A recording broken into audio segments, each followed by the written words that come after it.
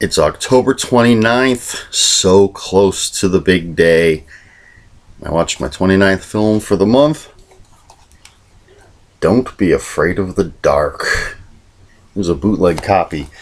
This was a made-for-TV movie. It came out in 1973. It was a long time ago. Actually came out October 10th. If I'd realized that, I would have watched it on the 10th, but I didn't know that. Anyway, directed by John Newland, written by Nigel McKeand? Not sure how you say that. Stars Kim Darby, Jim Hutton, Barbara Anderson, William Demarest, and a few other people. So for those of you who don't know,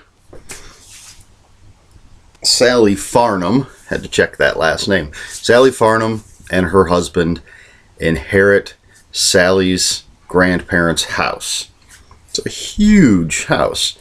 So they move in, they're fixing it up, and there's a basement study with this big fireplace that's been sealed up.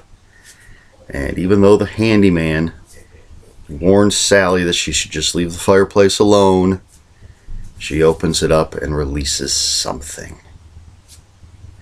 So, there you go. Alright, first of all, when I was a kid, this movie scared the hell out of me. I would have been 7 years old, almost 7 years old when this came out. And I don't know why my parents let me watch it, but it scared. I was so freaked out by this movie.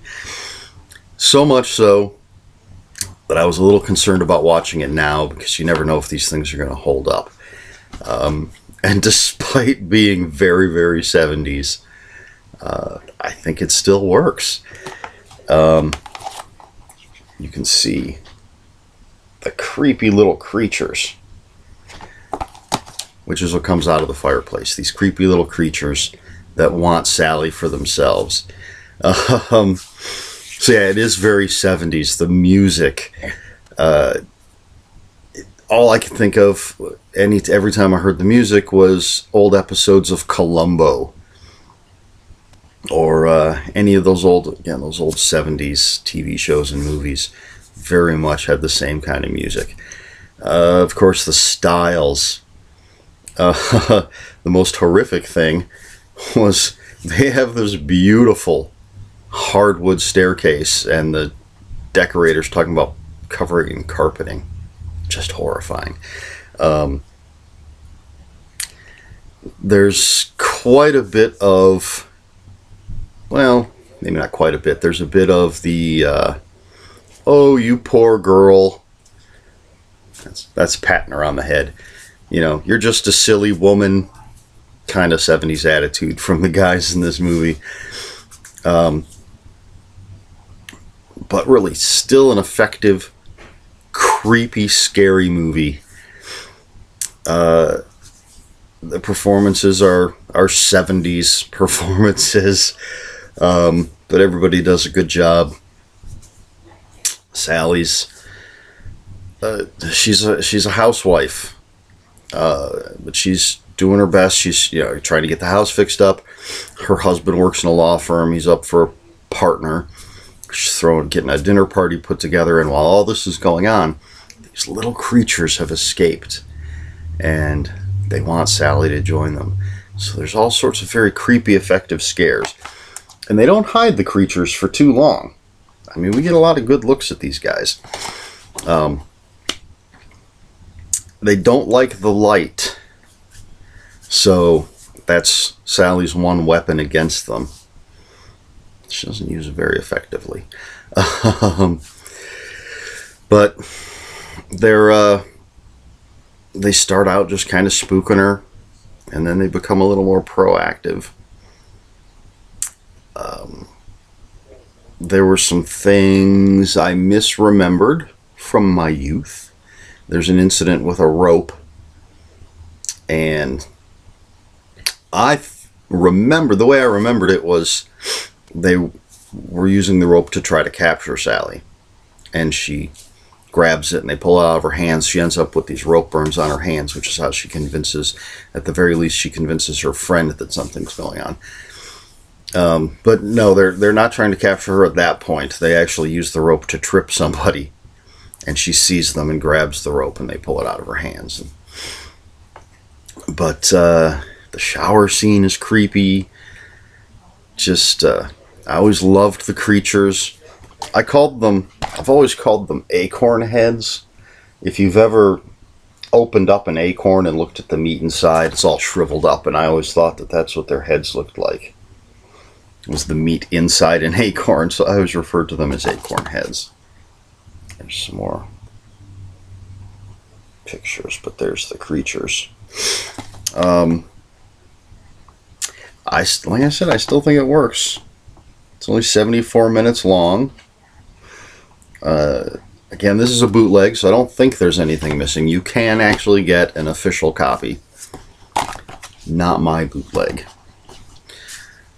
My sister lent it to me because she knew I wanted to watch it again. I could talk about the remake, which I am not a fan of. But look how freaked out she is. You would be too.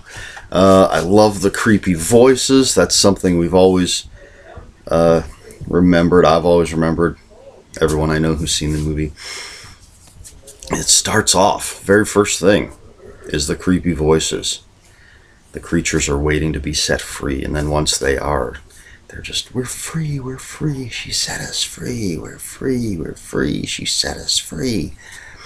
And they talk to her, they call to her. It's very, very effective. So, and then the ending sort of mirrors the beginning with what's going on and what's being said. So, excuse me, not a reflection of the movie that I'm yawning again. Very tired. I need to go back to bed before I go to work tonight. I'm going to give this, I'm going to go 8 out of 10 acorn heads. Because I still think it works despite the 70s. I mean, the 70s music works for this too. Even though it just made me think I was watching an episode of Columbo. Yeah, it back in the day, they made some incredible made-for-TV movies. Between this and Trilogy of Terror and some of the others, it was a heyday. I don't know. They just don't make them like they used to. But, so 8 out of 10 acorn heads for the original 1973 version of Don't Be Afraid of the Dark. If you can get a hold of a copy or find it, I don't know that it's on Netflix or anything, but you want some good old-fashioned creepy horror, give this a try. Very atmospheric. Of course, again, made-for-TV movie in the 70s, so no foul language, no nudity, no blood. Just good creepiness. Alright, so that's it for day 29 of October's Horror Movie Marathon Fest. And only 2 more days to go. I know one more movie I'm watching. I'm not sure what the last one's going to be. So, that's it, and I'll see you next time.